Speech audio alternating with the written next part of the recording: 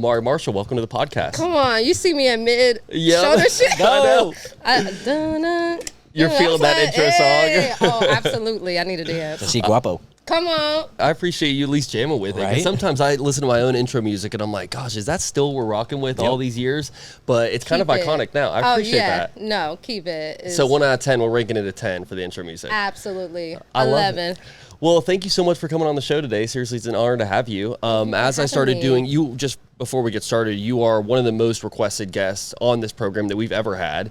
And, I remember when the first guest requested you or said that we should have Amari Marshall on this podcast, I was like, well, who is that? And I started doing my research and I was like, oh my gosh, your resume is really impressive. So Thank you. congratulations on all your success and everything you've Appreciate done. you And it's guys. truly an honor to have you here today. Seriously. I'm happy to be here. And the vibes have already been really good, so I'm excited for this. Thank you. I appreciate yeah. that. We try to keep the vibes high in the know. Oh, studio. yeah. They're good. Perfect. Well, let's go ahead and paint the picture for the audience. For the people that don't know Amari Marshall, who are you? Hello, everybody. I am Amari Marshall. Most people know me by Amari Monster. I'm a choreographer, dancer, creator, creative director, educator. That's my first love is teaching. And I was actually born in Tulsa, Oklahoma, but I was raised here in Jacksonville, Florida. And my parents have just always instilled in us to follow our dreams. And when we started showing interest in dance, they were 10 toes down in supporting us, and just literally from the ground up, my mom just figured out the business side of things. My dad was in technical world production, so he started learning about how to film dance videos, how to get our YouTube going. And when I was about 17, 18, I got a job opportunity in LA to be a choreographer's assistant. And I asked my mom, I was like, hey, I'm not going without you. You want to go? And we got my dad's blessing and we went, and the journey started there. It went crazy. Wow. That is awesome. Yeah. What was that first couple gigs like when you went to LA? Was it with a specific artist or what did that look like? So I was Free Boogie's assistant. Shout out to Free Boogie, love him. Him and Takako had actually given me my first teaching job overseas in Japan when I was 18 years old, and I went there for 3 weeks. It was the most craziest experience. So my first years in LA, I was just doing different things with him. So my first music video was with Taj Mori. I don't know if you guys know Sister T and Tamara, their younger brother. He was coming out as an artist, and so that was my first music video with an artist at such a young age, and I was just like, this is so cool. And he would take me around to different parts of LA doing classes. We had gotten an opportunity. Her name was Summer. She was a Chinese artist, super popular. They had brought us to Beijing. So at 19, I went to Beijing for another 3 weeks. We were choreographing her tour. Wow. So it was just different things like that. That's I awesome. got exposed to really early on. What types of dance do you fancy the most? Are you more of a hip hop gal? Do you like jazz? Yes. What do you fancy? So I'm a hip hop gal. I love dance hall. I love various different Afro styles as well. My late mentor, I call him the godfather of Jacksonville dance, Kevin Grant. He started a dance company called A Rhythm Nation. Janet Jackson was his favorite artist. And he just, when I tell you, anybody that went through there has, they're somebody now, whether they're still killing it here in Jacksonville or going on to different places. But he really exposed us to dance production shows. He was really big into acting. He was really big into singing. So there was just so much that I learned there. And even before that, my parents and different figures in Jacksonville, Kim Jackson, they had started bringing different choreographers from LA and New York to host master classes here in Jacksonville. So it was even though we weren't in LA being in those classes, we were still getting the same type of training at least, or getting exposed to it on the side while Kaven is teaching us what it means to actually perform live. So I feel like I was always getting those different type of tools that really helped me to be successful when I went to LA, because I wasn't feeling so out of the loop with feeling oh, I'm just a dancer from Jacksonville. We don't know what it's like, but we were already being trained here. For sure. I like that a lot. What were some of your goals, like your early goals when you first went to LA? Did you kind of have an idea in mind of what the end dream looked like? Yes, I wanted to be a background dancer. That was just it. I wanted to be behind these big artists. That was just very much for me. Like, I just want to be on stage. I didn't really have a clear idea what all that entailed, though. So I was a hopeless romantic when it came to that, but I quickly found out it does not go down like that easy. Yeah, for sure. And, the first thing was like my weight. I was bigger than most, more chocolater. The scene wasn't inclusive just yet. So I felt like I was getting no's all the time, but my passion was still to dance. So I tapped back into what I always knew was me being an educator, me being a teacher. So that's where I started to just teach, The dance studios there in LA were really open to my style because being from Florida, we do have a certain type of swag. We're very high energetic. We got the grooves. I was just Little Miss Rowdy. And, in the beginning, early stages of me dancing, I was a part of a dance crew called The Crew. Okay. Literally created by Josh and Jason. Shout out to them. I love them. They're amazing figures here in Jacksonville.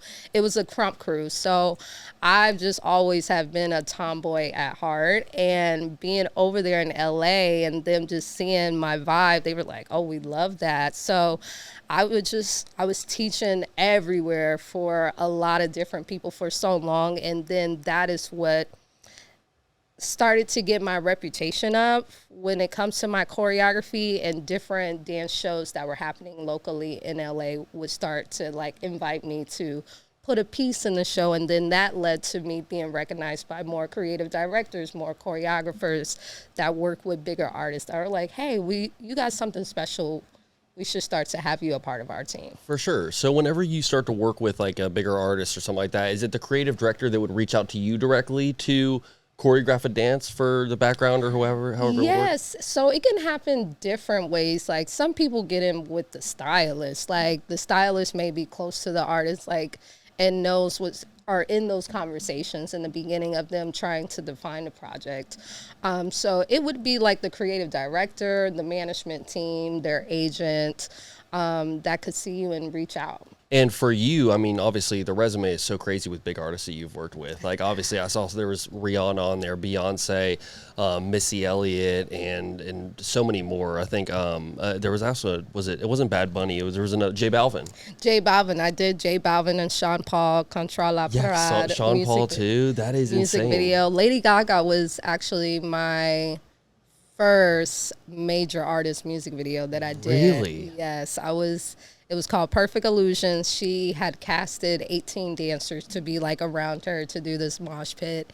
And that was just so cool. And I feel like after I did that, that's when doors started opening for me to work with a lot more different artists. Well, yeah, because a lot of people, Lady Gaga would be like the pinnacle, I mean, yes, that's such a huge, I love her. her as well. I mean, that's a huge artist to start off with. How were your nerves going into that situation? Very scary, because we were in the middle of the desert and it was not choreographed. It was just be free. And I'm like, okay. And then she's just so cute and petite behind me, and you just don't want to hit her, but she's so sweet. The energy on set was amazing. It starts with the top. When the top is really cool, everybody's going to be really, really nice. For sure. And going into something like that where they don't have a choreographed thing for you to do, where does your mind go? Where it's like, do whatever you want. What style were you going with in a situation like that? I was thinking Paramore, rock and roll mosh pit. Let's go.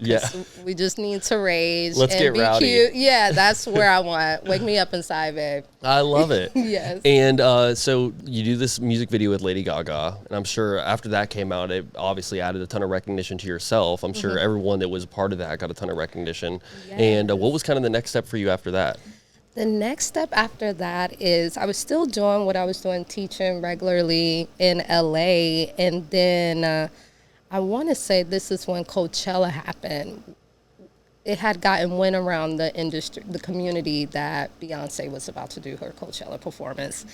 and everybody is trying to get in the audition. It was a closed audition, and when they say it's closed, like, you cannot crash it. That's the term for coming uninvited.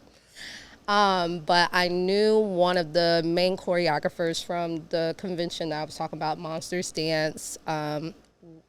The object of Monsters is we have dance conventions in different cities, but they nominate people to be in their show that happens once a year annually in LA. Only 16 people get picked out of like thousands of dancers that audition. So back in 2012, me and my oldest brother, Andre, were the first siblings to ever join the show at the same time. Wow. So Jaquel Knight was he's an alumni of that same event. He was one of the choreographers, and Chris Grant, who I've known since I was like 13, 14. He stayed in West Palm Beach, built an amazing scene out there. He was the director of XL Dance Studios, XL Dance Team. I want to make sure, Mama Diva, that's my auntie, I love you. So we just like those two, we went way back. And so I asked my agent, me and my sister were like, please, like, drop that. We know them from a long time. We're family. Like, get us in the room. For sure. Talk about the audition comes. I freak out. I panic. I had just had a series of auditions where I got told no. But mind you, it's like embarrassing because I'm in the room with my own students and they're getting the jobs and I'm not. And I was about to chicken out. I was like, I just can't deal with the humiliation no more. My sister was like, if we don't get up in there, girl, come on.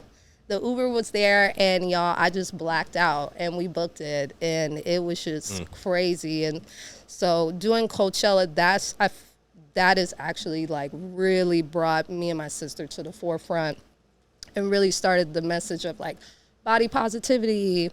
It was definitely a shift in the industry and society in general of just like really paying more attention to all bodies and all sizes, all skin colors. And shortly after that is when I did Janet Jackson, and then it literally went crazy. Janet Jackson, yeah, what God. a legendary. I mean, Oh that is Love you, girl. yeah, that is next level. Was Beyonce there present whenever the auditions were going on, or was it just okay? So it was just the choreographer. that's got to make it a little bit nicer too, though. Like, obviously, you know that Beyonce will be there at some point, you know, Yes. down the road, but in that moment, you know, when you have to lock in and you've got to really put your best foot forward, it's like, it's probably got to be a little bit better just having the privacy of, you know, Absolutely. the choreographers there. Sometimes, like, I love it. Honestly, I love it when the artists are there. It doesn't happen all the time because it makes me lock in and really channel my performance, like the performance Amari Monster comes in, because I'm all about human interaction and I work best with being able to perform to you in front of your eyes. So I'm like, I'm trying to look you into your soul. Yeah. Like, you need me beside you, book me. Well, that's an energy every artist should have, right? Yes. You know, you want to have like ultra confident people up there with them, and it only helps the performance. Before you had done Coachella, though, what was the biggest show that you had done? Like, I mean, I'm sure you were doing dance recitals and certain things like that as a kid growing up through dance, but the biggest show I had done, I would say it was the Monsters of Hip Hop show. I'm trying to think of, like, so when I was here in Jacksonville, before I had moved, my parents had a crew called Systematic Dance Crew. And we were a local hip hop crew. I was the youngest person. Some of our members, Ryan Carlson, he's gone on to Las Vegas. He's like Channing Tatum's best friend. He was Magic Mike when they first started for years. Like, he's the guy. What is it? Ryan Carlos, he did So You Think You Could Dance. Alex, she's in LA still killing it. Like, all these people in our crew that are now like killing it. We used to do a lot of different shows in Florida and in Georgia. We went on to do Wildin' Out Wednesdays on 106 in Park and won. We made history. Congratulations. We had the most votes ever. That is awesome. Yeah, it was really, really cool. That was such a beautiful time. So what was that experience like? Oh my gosh, talk about, it felt like David and Goliath. Like, because we were going to New York, like, and saying we're from Jacksonville, and I think the crew was from New York. So the odds were kind of not in our favor, but thank you, God. He had other plans. We just put our hearts out there and just really gave it all we got. We won $5,000. That is awesome. And so do you feel like that kind of elevated the group as a whole? Absolutely. It definitely put us on a different playing field because crews, ABDC had just came out, so there was this new light on just dance crew culture, but there weren't a lot of things out there for people to really showcase their talents unless it's like a recital or local competitions. There was nothing that really you felt like you could look forward to.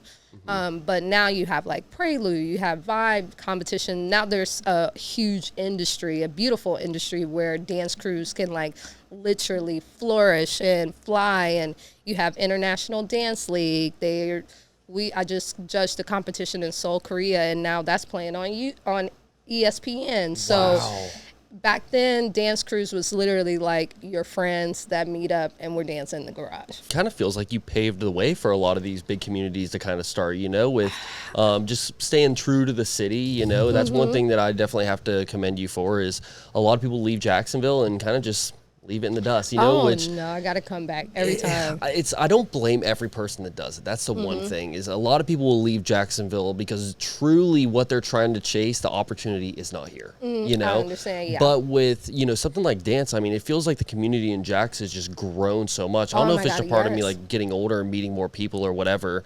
I've always kind of been involved with dance, like weirdly, like my little sisters have always danced and they did like ballet and then they kind of got into hip hop and jazz and tap and all that stuff. And shout out to my girl. She's danced all throughout her life as a child, and so I was kind of surrounded by it, but I never really knew like what's the end goal for this, because there are certain hobbies in sports where it's like there's really no way to make money with this, and it's like got to be very difficult. But as I started to look through your resume, it feels like, to be a professional dancer means to like be a part of these music videos and be at certain festivals and concerts and following people on tour and stuff like that. What would you say is the pinnacle? Like to be a professional dancer, what does that mean exactly? So to be a professional dancer, I think it's still very broad. And one thing from my experience, like I told you in the beginning, I just wanted to background dance. But through that, because that wasn't opening up for me, I had to still explore it. I had to come back to my why and look inwardly like, hey, if I never get to do that, will this other stuff that I'm doing ever be enough? And two, now it's left me room to think of bigger and better things that I can take what I have on the inside of me and put it outward. So through that, it's been teaching. Through that, it's been coming up with my own dance projects. Like during those times where I wasn't working on music videos or campaigns and stuff, I went to South America. I started a dance company, a dance event called Black Escape Experience. I had paired with two Peruvian, they were a dance duo called Black Legacy. Shout out to Luz Sanchez and John Cifuentes. And we put on big dance shows in different countries in South America. They were an hour and a half long, directed and choreographed by me. We had invited different dancers and choreographers in the region that were doing big things for their community. I was inviting my friends from Europe and from LA and New York to come and put a piece in the show and teach classes. We held a big audition to give like everybody in the community an opportunity to be in the show, and we would do like 2 or 3 shows and it would be sold out, 600-700 people each night.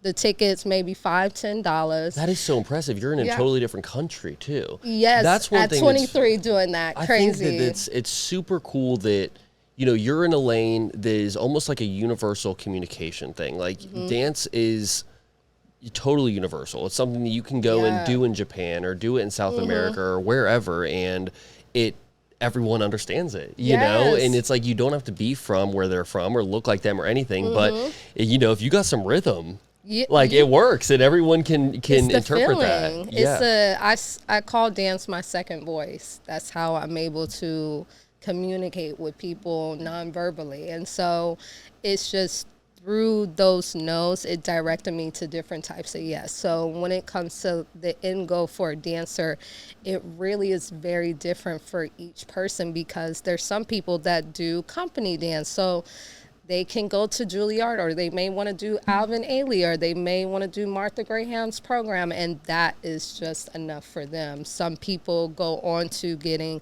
doctorate degrees, master degrees in dance, and they teach about dance in college, more collegiate route. It really varies. And then some people want to do the dance studios. It's so different for everyone. For me personally, I'm still exploring, because just when I thought I've been good with just that one thing, something else comes up, and it's like, okay, I want to deep dive into that. Yeah, the goal keeps getting raised a little bit. The bar gets higher with everything you accomplish, and I can imagine that. I mean, with so early in your career, you're doing so many dope things with so many big artists. I mean, how does the bar not get higher? Right? It's like you probably start to gain more confidence as these shows and experiences start happening. And did you feel like there was a specific moment where you truly gained a lot of confidence? Like, I know you said you were told no a lot in the very beginning, and you maybe didn't look like all the normal people that were getting casted to do a lot of these opportunities. When did you feel like, you really found your confidence and almost became like comfortable, doing a lot of these roles? 100% actually is when I did the Renaissance tour. Really? That is when, like, it really just all clicked. It really just made sense. One, because I knew exactly what I was walking into, and I knew how big this moment was for me to be there. So I couldn't go into it half confident. I had to be fully present. I had to be fully confident in who I was, especially when they had me representing body. And in rehearsals, it's all light, but when I really touched the stage and did that moment, did my solo, did the show, it really just like made a statement to the world of like, she's Amari, her. Amari is that girl. Yeah. Amari, like, no fear. That's when I really felt like 100% confident in everything. And that was Beyonce's tour, correct? Yes. Okay, cool. I'm sorry. I'm so like I'm No, so okay. green with like the different tour names and everything, It's but so many different things. I figured that was what you're talking about. I've been trying to come back together, but yes, Beyonce's world tour. Renaissance So were World you Tour. choreographing the whole? And first, you're gonna have to also hold my hand and walk me through what it even means to go through. Like, how do you choreograph a dance from nothing for a tour like this? So I was a part of a dance, like a choreographer group, a team. Okay. So our director of dance, so for Beyonce and for bigger artists, they usually have like different departments. Some choreographers, some teams, some artists, everybody's just all together. But you have, like, for the dance department, we have our director, which was Fatima Robinson. Our head choreographer was Chris Grant. And then you have Dana Foglia. You have, it's like a group of maybe 5 or 6 of us. There's a lot of different people that get assigned different songs or have to partner together, or maybe B wants to put this part from this choreographer, this part from another choreographer, put it together. It's like, it's a whole collective of us that work together, but ultimately Fatima and Chris are the main people that says what is what. Gotcha. So sometimes it's like not just for her, but for any artist, it can get a little tedious because they want different versions. So that's where Luam, she's an amazing choreographer. She had taught me, she was like, never get married to the first time. Like, never get married to it. Just put it out there, but know that it's going to get changed up a lot until, you know, the artist likes it or has found like, this is it. This is the moment. For sure. And as you're doing these different tour dates, is the choreographed dance, like, are they for the most part like the same dance going into it, or do you guys try to switch it up and try different things at different locations? It depends. It depends on just like the different fires that we have to put out that day. But for the most part, whatever the show is, we keep it that way. But you'll find that maybe like a dancer gets hurt, or the weather, or we're having a technical malfunction, like on the fly, or maybe if we have a little bit of time before the show starts, we'll be making like major changes. Really? Yeah. And it how can often happen. does that happen? Like where you have like a technical malfunction during the thing? And are you guys like mic'd up as well? Like the background? Okay. Yes. So technical errors, very, very low, like limited, because we Good. need it to be crispy and people can seriously die. And this is Beyonce's tour. You know, this ain't like some little like Joe Schmo tour or whatever. This is a full thing. So no, thankfully our team, like the production team, were all A-class, like excellent people. So they knew what they were doing. What was the second part of the question? I just blacked out for 2 seconds. I don't even remember what it was either. What was it? I don't know. We're all terrible at that. Yeah, exactly. We're so bad about this. I was like, I'm already thinking my next one. But Yeah, no, we didn't have that. oh yeah, many. just like technical errors and stuff like that. Like how often does that happen? You pretty much answered it. Yeah, Like it not too doesn't. often. It doesn't happen often. And oh yes, we are mic'd up. So all tours, pretty much, if they have the budget, everybody has what you call in-ears, and so. There's like different channels, like there's the channel for the artist and they're getting the cues from our stage manager, like the director or the choreographer or different leads of the different departments giving different cues or instructions or alerts. And then the dancers, we have our own channel, and then the band will have their own channel, and then like the stage hands, the stage production guys, they'll have their own channel as well. So sometimes like for dancers, I just say we're superhumans because not only are we performing in real time and having to remember the step, remember our placements, we can be getting an earful of directions at the same time, making sure like, oh, you know, Amari, go to the right. No, go to the left. Pick up the glasses. Okay, help her. Get off. Have you ever said no to any in-ear like? Oh no, you just have to do it. You're getting fired. Yeah, for sure. You're getting fired. What was your experience like meeting Beyonce for the first time? I call her auntie. Really? She's so chill. She's really, really beautiful. Very, very down to earth. Very, very chill. You know, there is a presence, just like when you're meeting Janet Jackson. She's super down to earth, but there's just this energy of royalty. You have no other choice but to get a little nervous, a little intimidated. But one thing that I do love about her, she is really, really chill and has a way of making people feel, you know, calm, and they're just like their regular self. That's awesome. Yeah. Yeah, I can imagine like you probably just feel the aura of Beyonce like walking into a room. Oh, Like I bet yeah, it just changes everything. It's you a know? strong aura, strong presence. And I was gonna ask you, you know, which venue was probably your most iconic, or like a venue that you crossed off your bucket list or something like that. But you performed in the Super Bowl with Rihanna, so I would assume that probably takes the cake. That was really, really cool. That was really. How did that yeah. opportunity come about? Same. Did I audition for that? I don't know. That was the one where she was pregnant too, right? Yeah. That was iconic. I forgot about that. That one. was, man. Up top. She ate that, and we cracked up when we saw that belly. I said, I knew it. But get it, girl, because she was high up in the air. Oh yeah. Oh yeah. That was very, very scary. I think that was the direct book. I'm not trying to pat myself on the back like that, but I had already been working with Paris Goebel, our choreographer, for a couple of years. Like I did a lot of the Savage Fenty shows. My parents were the first people to bring Paris Goebel to Jacksonville to teach a master class for the first. I think she was 18. I was 16. Yeah, That is she so had just huge, got done though. with ABDC. Oh yeah, a lot of people have came through here. Like I don't know if you know Step Up, like Adam Savani.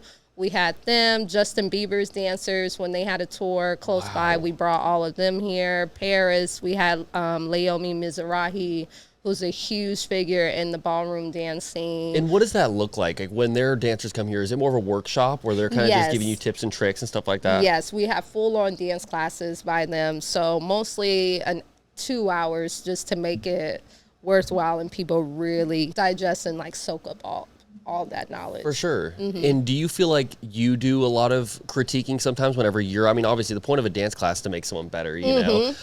But is it ever hard for you to like give the critique or like, you know, put in, because I'm sure when you're doing some of these, you know, super iconic shows with these big artists, you know, everything has to be crisp. Yeah. And do you do a lot of critiquing? Like, are you very Absolutely. particular about, okay, cool. Yes, everybody knows me as Mama Bear in the dance classes. Like, I blame it on Kaven. Love you, Kaven.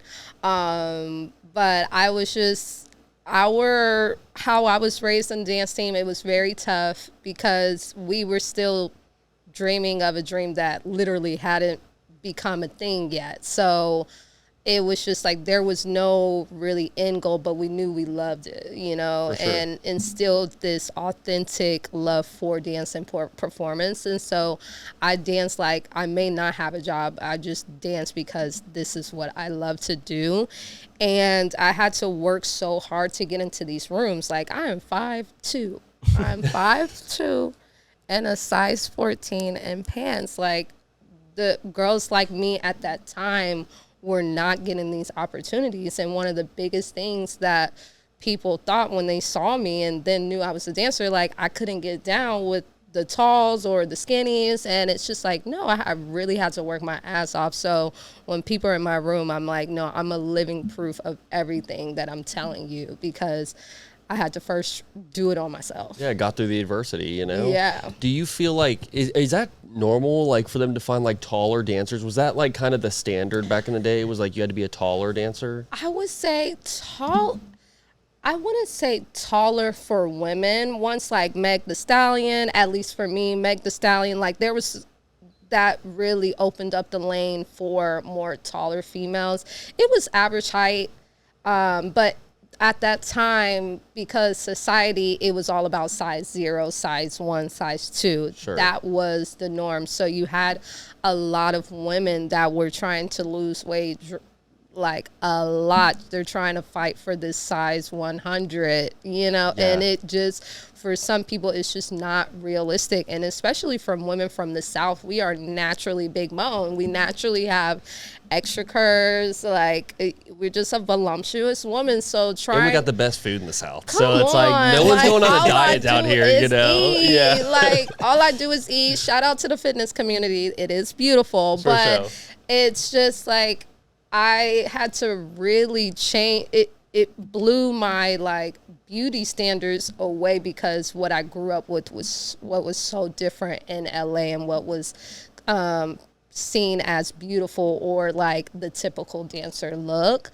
So yeah, unfortunately, I was trying to lose weight. I would lose 50, 60 pounds and they would still call me too big. So I just kind of gave up and was like, well, I don't know what y'all want me to do. Yeah, that's a little ridiculous. I know, right? And Yeah. it is kind of, it's kind of interesting, because when you're looking for something like the only standard should be, are you a good dancer or Yeah. not? Exactly. You know? And exactly. I feel like with but it nowadays, was not that way. now, like, I think it's changed a lot more now. Mm-hmm. Like, I'll see a ton of like music videos and stuff where it'll have people of all different shapes and sizes, you know? Absolutely. And Yes. I think that's like a little more beautiful when you got some diversity in there too. Like, not even Yeah. just like black people and white people mixed, but like all kinds of different people, you know? And Yes. I've noticed that too with a lot of like Louis Vuitton did that recent fashion show, and you've got all kinds of different people walking out of there. And I love that, because there was at one point a standard for, you know, dancing Oh, and yeah. for supermodels and things like that. Yeah, like what is beauty, you know what I mean? And yeah, and I think you've definitely paved the way for a lot of people with that. So I think that's really cool that you've done that. Thank you. No, I definitely, that's one thing I know for sure. Like, I helped really shift the narrative, not just me,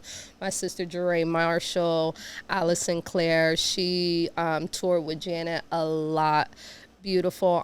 Amanda, she's a really cute redhead freckle girl, but baby, that girl can twirl. She can, she's on, what tour? Is she on Ariana right now? Ooh. Maybe. I think so. But they're like, during my time, Noel Rodriguez, like, while I was really in LA dancing heavy, there were a few of us in the industry, in the community, that were, you know, really doing it for what we say, the big girls. What were some of the wardrobes like in some of these shows? Because I mean, we all know Bad Bunny just did his performance, and half of his dancers are dressed like a bush. Yeah, so I'm just so curious. Shout out you to know, you, Bushes. Yeah, for sure. All the Bushes did a great job. That's, I mean, I gotta give credit. Yes, honey. But what were some of the more interesting ones that you did? I'm sure like Beyonce's probably got y'all in some crazy outfits at times. Oh, absolutely. Well, one thing about Beyonce, she gonna put us in the outfit. We Yeah. were doing Gucci, Louis Vuitton, Chanel, Versace. I said, I feel expensive. But no, like, I love working with Lizzo. Like, Lizzo always had us in a fly outfit because, you know, she was a big girl, so she understood what that felt like. She's super iconic in the body positivity community. Absolutely. I mean, she was like one of the, people that paved the way, really. Absolutely. And just define what that confidence looked like. Like for sure. so long, when you think of big girls in the entertainment scene, you think they're funny or, like the comedic standpoint. It wasn't really like the love interest or just the main girl. It was always like the side character. And so having people like her, even OGs like Jill Scott that are just beautiful plus women that just show strength and queen energy in every way. There is something super attractive about a girl that really knows how to dance. Just like, obviously, I'm confidence. dating one, but like... Come on, girl. I know you're killing it. Come on. And the body is tea. Y'all can't see her. Facts, but body yes, is tea, body is tea. But it's definitely like, it's very impressive sometimes when you watch some of these, like some of the music videos too, you know they're probably doing a million cuts just to get the perfect one. But, God, for a guy that's got 2 left feet, it is super impressive. Watching baby, Hayden I need too. you to help Two-step him on legends. that. Yeah. Come on. It's like Hitch. Yeah, we're more of a back and forth. We'll kind of Come give like a on. little finger flick Come here on. and there. That was in unison too. Yeah. We choreographed that. No big I deal. We love knew you were it. coming. I love it. No, I love it. That's awesome. Have you ever had issues, have you ever had like certain students where they're similar to me and Hayden where they have 2 left feet and it's like, gosh, there might not be a lot of hope for you, you know? Yes. And I give them a lot of prayer and we just take it nice and slow. Like I've done beginners for kids and for grown adults. And I just say it's never too late. As long as like you feel it in your soul, that helps you feel more confident to continue. Definitely. It's going to feel awkward at first. You can't get past that. It already feels awkward. Whatever we're trying to do, that should feel so awkward. And we make the goal a little lower. We're not going to say a full 8 count just yet. We just need a 4 count. For sure. Maybe a 2 count. Yeah, we'll start at a 2. We'll start there and then we'll make our way up. I love it. And you walked in the Milan Fashion Week. Yes, shout out to Shay. Huge shout out to you. I think that's so awesome. That's something that most people just dream of their entire life. Yeah. Was there a specific brand that you walked for? It was for Adidas and Stella McCarthy's show. Oh, wow. My friend Shay, who I said choreographed Jungle, that album, we have been working together for a long time. That's my brother. He was like, Amari, I have this huge opportunity. Will you be down? I'm like, absolutely. I didn't even know what it was. He was like, Milan Fashion Week. I said, say less. What do you want me to do? Come on, fly me out. Put me out. Fly me out. Fly me out. I said, are you flying me out? I ain't paying for that ticket. Am I getting paid? Okay, it's good. When I walked into the room and he told us the vision, I was just so proud of him because that's such a huge deal to get. And then he just brought all of his just dope dance friends together. So everybody in the room were killer, figures in the line of work that they do. And so for me, looking around, I see I'm the only plus one. So I said, I see what I'm here for. Okay. Yeah. And just being able to be in that energy. Everybody thought I was the hairstylist first off. They're like, are you the hairstylist? I said, I'm the dancer. It's really? Okay. Oh, I get it all the time. And just to see the look on their faces, some people are impressed. Everybody's kind of poker face, but I knew that they were blown away. Yeah. Because we killed that show. And I was going to bring my power. And again, just understanding the moment and the severity of this moment. Like, everybody represent different groups of community of people that probably would never get that chance to be at a place like that. So we all understood like, hey, we really are coming in here to make a statement and hopefully open the door for more people like us to come in here. Like, I really hope to see more women and men like me in those rooms doing that, getting those opportunities because there's space. For sure. Mm-hmm. And gosh, the nerves had to be so high for something like that. Absolutely. Shout out. I think doing Savage Fenty helped me because we walk and dance. So it was like that similar concept where we were modeling, but we were dancing too. So okay. That all on the runway or like, so we had like separate? a whole set. Oh, yeah, wow. So it was like a 360 set. It was very similar to, not similar, different. But Savage Fenty, the very first one before it got bought out by Amazon. It was during New York Fashion Week.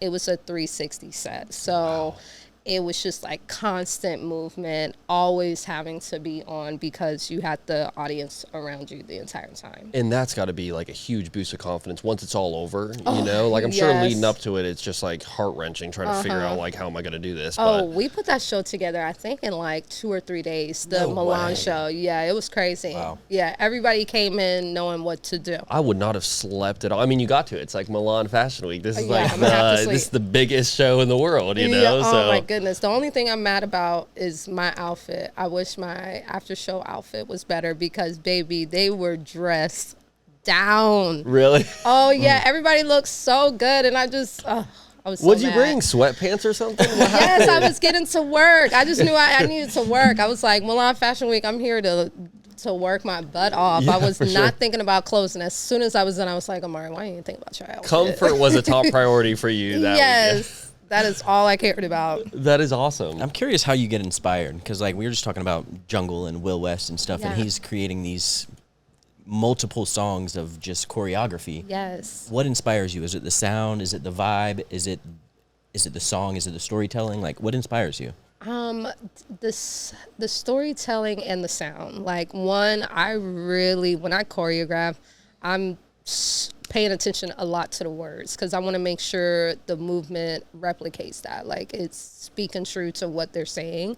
And then different things that inspire me. It's actually really random. Like I love nature. I'm a Capricorn, so I'm a huge earth sign. So I get inspired by just different things outside, being at the beach, eating food, being able to travel and see so much.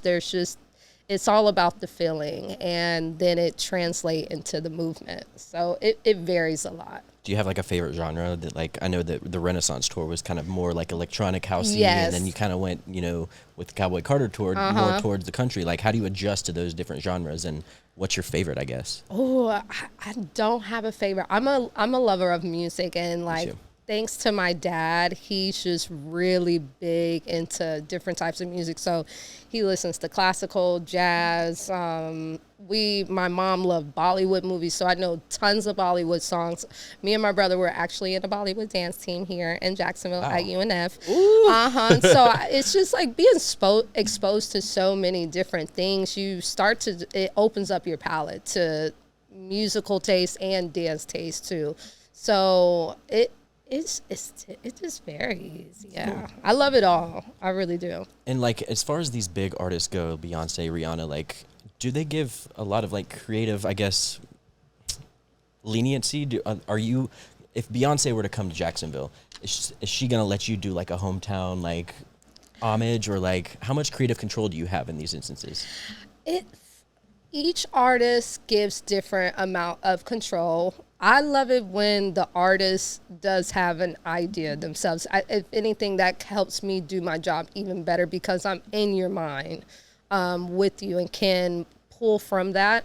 Sometimes you have some situations where they give the song and it's like, do you? Like Kalani, when I had choreographed her music video Next to You, it was very like a lot of creative freedom. It was like, Amari, here's the song and you tell me what you see to it. I'm like, bet, let's go. And then there's some situations where I'm given a song and this is like, they'll give me the treatment for the type of movement they're looking for, the type of energy they're looking for. And most of the time, they know what I bring to the table as well. So they know what they're going to get versus like if I have another amazing choreographer, Tyreek Patterson, he has his own particular style, or Robert Green, they have their own particular style. It may be pop, it may be more abstract. So you know what you're going to get from the different types of choreographers you're reaching out to. And sorry, no, go ahead. Go ahead. I was going to say, I know we kind of drifted from this topic now, but for the Super Bowl performance, I mean, there had to have been hundreds and hundreds of people that were a part of that Yes, there were. entire thing. What goes into choreographing a dance for that many people? Like, obviously, you've got to have a set or a place of practice that's got to be like a convention center or something like that. But I would just love to know the details of like what goes into doing something as big as a Super Bowl, you know? So that's where you have an amazing team. So you have like Paris, she is our head choreographer, but she'll have her team of captains or her associate choreographers that you delegate different responsibilities to. So you have the people that, okay, are going to be on the main stage fully surrounded by the artists and that movement and what goes on there. Then you have the people that are on the side stages next to the main artists that their choreography may not be 100% like the dancers on the main stage, but it's relatively close. And then you have the ground dancers, and that, you know, they have their own team. She delegates responsibilities to maybe one of her captains to then teach those dancers too. So you're breaking it up into different groups and you guys all come together. I got you. Okay. And it has to be that way or you'll be so flustered and it can get very unorganized really quick because that's 120 people or 400 people that you're working with. And it seems like each artist every year for the Super Bowl tries to set the bar a little higher. Absolutely. And every performance is so different. You truly have no idea what you're getting out of you know, that artist. And I think that's got to be like one of the most iconic things that anyone could do in the dance community. Is the Super Bowl is like the world's biggest stage. You know? Oh yeah, that especially like doing Bad Bunny's perform. Not me doing it, but just having friends that did that. That was so monumental for the the Hispanic community. For sure. And was just so proud of them for being able to be a part of history because there had never been an artist like him perform before, especially representing that genre of music and that genre of dancing. You saw like salsa, you saw merengue, you see in reggaeton, like it was just... Yeah, he can dance too. Like that's the thing. You don't even think about it. Yeah, but I love him. He's so cool. He's like one of the biggest, like he's, you know, a guy like that. He's so famous for like his voice and the songs he puts together. And then he gets up there and he's like killing it with his moves as well. And it's like very impressive. Someone that's like that well-rounded, you know? Yeah. And, you know, before we started recording, you had mentioned that like this past year had been so busy for you. And you kind of, you know, took this year to press the brakes a little bit, not necessarily, but also come back to Jacksonville and just kind of get back to your roots and things like that. And I've got to just, you know, give you your flowers for everything that you do in the Jacksonville dance community because, and you're absolutely crushing it. What are some things that, you know, you're trying to build in Jacksonville or just some things you're trying to do for the local community here as far as dance? So there's some things in the works that I can't speak about. I'll tell you. Cool, no worries. But it's just been one, like you said, just coming back to my roots. I have been blessed with this amazing career. Been doing this for going on 16 years. Like just as soon as I turned 14, 15 and decided dance was my passion, it's just, we've been going. And was blessed to really experience a lot at a young age really fast. So now being back, I just needed a moment to just like relax. I gave birth to a lot of dance projects last year, babies. I call them babies. And I was like, mama needs a break. So I've just been going back to, you know, my first love, which is teaching. Like I will always still have that. And my mission is to continue raising up the next generation of dancers and creatives out there. And sometimes you can feel, especially being in cities that are not LA or New York or Chicago or Miami or Atlanta, you can feel that dream is so not within your reach. So I want to always be present and letting them know, like, hey, this is very much attainable. It just takes a lot of time. It takes a lot of effort. And sometimes just them being seen is all they need. They just need someone to see them, give them that validation. And I want to really make sure that I'm that presence here in Jacksonville and in neighboring cities, not just for the dancers, but for creatives as well. So being back home, I've just been relearning the city, falling back in love with the city, seeing so much of what's going on here. Like I'm meeting you guys, meeting you, Larry Love with R&B mostly. I've met Jay Walker. He has his Bible study group on Tuesdays, but it's filled with different creatives. So I'm meeting different people from there. Meeting Felicia. She has Luxury Point Studios. It's a photography studio here. Ashante Green, who we used to dance back in the day together. She is one of the city council members for Parks and Recs and for the Gullah Geechee community. It's just, I've just been exposed to so many different people here. Cantrice, she owns Aura Plant Studios, but she loves creativity, and she had been partnering with me on my Teas and Convos events that I do. So it's left me, it's put me in a place to where I can relearn myself again and make space for different things that I love outside of just dance. So like interior design, been DJing a little bit. Ooh, okay. A little bit. We gotta get her on Club Citrus. A little bit. I ain't ready for Club Citrus yet. Okay. I'm just doing it in my bedroom. I love it. It's been really cool just to have this space and time to just connect with so many different people, meeting new people, and still, encouraging the dancers and the creatives that are here. For sure. You seem built for it. Like, you've been traveling since, what, 18? Yes. Like, how is tour life? I mean, I think Michael Jackson notably said that, like, he hates touring. And he's like, on camera, like, that was his, he hated it. It's like, so how is tough. touring for you? I can only imagine, like, you're burning a dump load of calories when, when you are performing on top of traveling every night. Like, what does tour look like when you're going on tour with Beyonce? Tour is, I actually love it. Crazy. It's so much. Okay, the beautiful side of it is so much fun. You're seeing so much. You're living a different type of lifestyle for sure. It's just fun, and it's especially when you're like your cast and the whole like production, the crew are really great people. So we make something out of anything. We were always hanging out, having game nights, sometimes having Bible studies, sometimes having movie night. It would be so random, like taking hikes on trails or trying out new restaurants. So that is the great side, the fun side. The hard side of it is, for the Renaissance tour, we were gone for 7 months. And before that, a group of us were already working on different projects. So it felt like we were on that job like a whole year straight. So imagine, that's fine. 7 months of not being away from your family.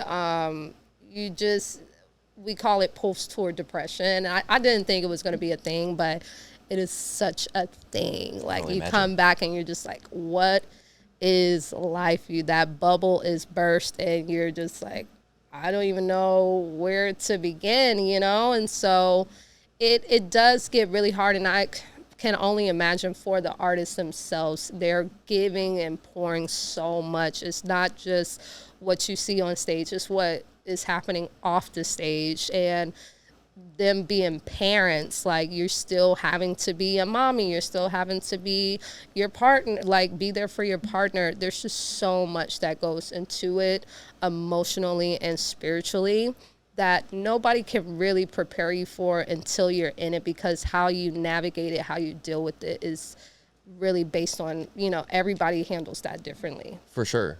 You're one of the dance coaches or dance mentors for Blue Ivy, which is Beyonce's daughter. And I think that is so incredible. And it's got to, feel so cool for you, too, to be selected. Because, like, I'm sure Beyonce obviously played a role in, like, trying to choose the best person. Like, this is her daughter, And so, I just had to give you your flowers for that. I think that's, totally awesome. How do you feel when that opportunity presented itself? It was very natural, and I felt comfortable going into it because, again, me being a teacher for so many years, for all ages, I love the kids, and I even have a program. It's called the Little Monsters, my Little Monsters event. It's a part of my Amari Monsters mentorship program. That's awesome. And so when it comes to kids and connecting with kids, that's just a very comfortable lane. So when I was presented with that opportunity to start teaching her the choreo, I just feel like there was a kinetic energy and synergy there of where she can feel comfortable and know that, hey, I'm here for you, and at the same time I still see you as, the young lady that you are. For sure. And being able to read the signs, if you're not good with kids, it's kind of hard to be in a situation like that because you don't really know how to properly manage that, and Yeah. so just having that background and experience with young people in dance rooms since, and just putting my own self in her shoes, the pressure it is daily, feeling like you have to live up to the standard, and just reminding her of her purpose and who she is, and that she's creating her own lane, and she did it beautifully. She worked very, very hard. Yeah, I mean, you got really big shoes to fill. Your dad's Jay-Z and your mom's Beyonce. Like, it doesn't get more famous than that, to be honest. But Honey, she's blue. Yeah, Blue Goes to Ivy. show they trust it's you. crazy. Yeah, it is really cool that, like, I mean, Blue Ivy's got to be like one of the most famous like celebrity kids out there, One of and the- it's really cool. I think that opportunity is like an incredible one, and obviously she's gonna remember you for the rest of her life. And I'm honored. I love Blue. I think it's so awesome. And you keep bringing up Amari Monster. Obviously, like, you got this nickname, which is Amari Monster, and I would love to know, like, where did that come from? Is it just a play on the name Marshall, or is it a Great question. So, Monster, it just kind of sticks. So, I was a part of Monsters Dance, and growing up, my nickname was Amari Beast. okay? But then there was a choreographer at the time, Wildebeest. He had created his I'm a Beast program and team and company. And so I was like, people were putting us together and love them. But I was like, okay, I'm going to have to figure something else out. And it was just like the monster kind of just. It goes with it, It yeah. goes with it. And with my last name being Marshall, the M, and then the other M, and then I was like, well, I am like a monster when I dance. So I love it just clicked. It was really just my Instagram name, and people started seeing me in public and was like, Amari Monster, and I was like, oh, you're talking to me, and Yeah. it just became my stage name. I love it. I think it's such a cool nickname, and it Thank like you. totally goes with the vibe too. Like you said, you're a super passionate dancer, and like, some of the times, like, I've watched some of your videos on Instagram, and it's like some of the dance you're doing are like very aggressive. You know what I mean? Come Just on, like, I'm I'm a like, beast. gosh, how is she not breaking things when she's shaking all over the place and doing whatever? And I'm Honey. like, that is so cool. I got strong bones. Yeah, for sure. Like, I know I could never do anything like that. I mean, they're just with all the twists and turns and different things. I'm like, yeah, no, that's definitely. What's on your playlist nowadays? Ooh, what's on my playlist? Okay, so I love Don Toliver. Oh yeah. Love Don Toliver. On the highway. Don't play with me. There's some South African music. It's like right now just killing my playlist. Like, Interesting. I can't even pronounce the names. Afro's taken over. Yeah, Afro it's been taken over. Honestly, I love Afro. I love Nigerian music, Ghanaian music. There is jazz. My little brother Gio, he is a piano. He's learning how to play the piano. So we've been listening because I'm always trying to find ways to connect with my siblings. So I've been listening to like a lot of like pianist music. Yeah, it varies. And gospel music. I love the artist Sunday. He's really, really cool. Yeah, I'm trying to Range. think. I like it. Yeah, And she some- does have some range. I like that a lot. I'm like, dang, if I had my phone, I can show you. You'll see it. It goes from, I have like Northern African music to classical to jazz to R&B to dance hall. Spotify's like To reggae. glitching, trying to figure out what the next Yeah. song to recommend her is. When it puts like my top picks, I'm like, oh, I do listen to some really different types of music. Like, I was just doing my lawn the other day, and I know my neighbors were cracking up because I had that music blasting. But it goes from like, and then like, glory, glory. They're like, this girl is crazy. I'm like, let it play, babe. Let it play. What are some future goals for you? Like, someone like yourself, you've done so many incredible things and like already have accomplished more than what the, normal person would ever imagine. Like, what are some goals that kind of keep you hungry and keep you motivated? Oh, I really want to take my show Imagining on the road. That's my